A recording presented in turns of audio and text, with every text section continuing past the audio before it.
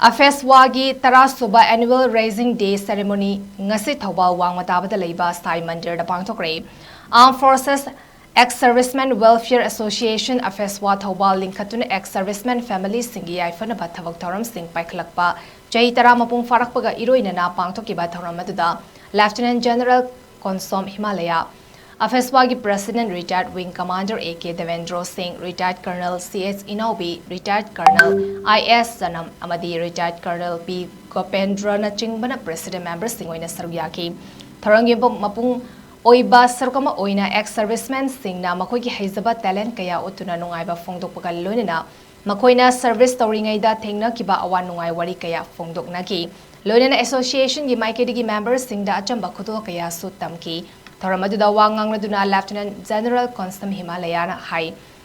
Ex-servicemen Singi Oina Kwaidigi Darkar Oiribasi Medical Amadi Canteen ki facilities Singa City, Rajya. Sainik Board Manipur na ex-servicemen Singi Tangay Fadaba Singasi Fanghanaba.